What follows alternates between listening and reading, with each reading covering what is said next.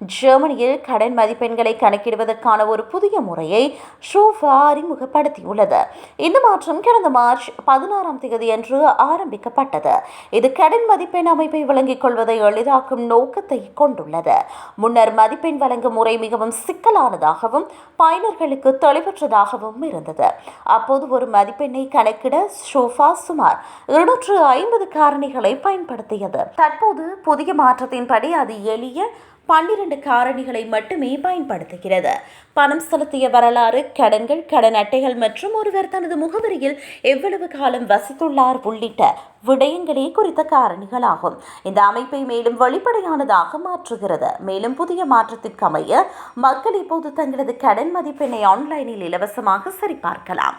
ஷூஃபாவின் இணையதளம் அல்லது செயலி மூலம் பயனர்கள் தங்களது கடன் மதிப்பெண் எவ்வாறு கணக்கிடப்படுகிறது என்பதனை பார்க்கலாம். அதில் தவறுகள் இருப்பின் திருத்திக் கொள்ள முடியும். இது மக்கள் தங்களது நிதி நிலையை நன்கு புரிந்து கொண்டு அதனை நிர்வகிக்க உதவுகிறது. இருப்பினும் இந்த புதிய அமைப்பு பயனுள்ளதா என்பதனை அறிந்து கொள்ள சிறிது காலம் தேவை என்று நிபுணர்கள் தெரிவிக்கின்றனர்.